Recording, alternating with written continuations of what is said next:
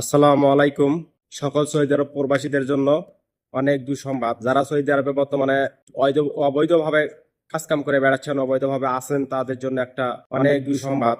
কারণ সৌদি সরকার একটা ঘোষণা দিয়েছে, 2 মাসের আলটিমেটাম দিয়েছে। 2 মাসের ভিতরে যারা অবৈধ লোক আছেন, যারা অবৈধভাবে আছেন, এই বাংলাদেশ থেকে দালালের মাধ্যমে 3 মাসের ভিসা দিয়ে সৌদি আরবে আসছেন, আসার পরে কাজকাম করতেছেন, তাদেরকেও বলতেছি। এবং হয়তো দেখা যাচ্ছে সেখানে কাজকাম করার পরে সমস্যা হওয়ার পর আপনি অবৈধভাবে অন্য জায়গায় চলে গেছেন, যা সেখানেও কাজকাম করতেছেন, তাদেরকে বলতেছি। এবং যারা হুরুপ প্রাপ্ত লোক, যাদেরকে হুরুপ মারে দিয়েছে, হুরুপ থাকা অবস্থায় আপনি কাজকাম করে বেড়াচ্ছেন, তাদেরকে বলতেছি সামনে জুন মাস পর্যন্ত সরকার আলটিমেটাম দিয়ে রাখছে। সামনে জুন মাস পরে কি সরকার ঘোষণা দেবো না দেবো এখনো সেটা কেউ শিওর বলতে পারছে না। তো জুন মাস পর কি ঘোষণা দেবে সরকার, ওই উপরওয়ালা জানে, এছাড়া আর কেউ জানে না। তো এই সৌদি আরব প্রবাসীদের জন্য যারা অবৈধ, তাদের জন্য অনেক দুঃসংবাদ, অনেক খারাপ সংবাদ।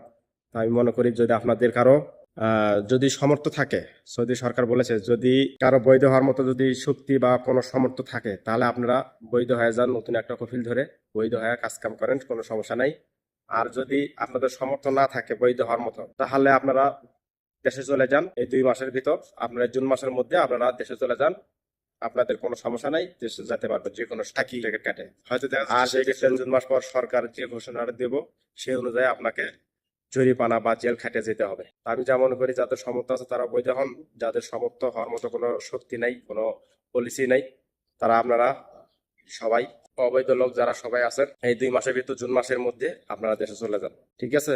তো আল্লাহ না করুক, এখন জুন মাস পর্যন্ত সবাই অপেক্ষা করুন, দেখা যাক ইনশাল্লাহ কি হয়। তো এইটুকুই মেসেজ ছিল আপনাদের জন্য। তো আশা করি সবাই ভালো থাকবেন, সুস্থ থাকবেন।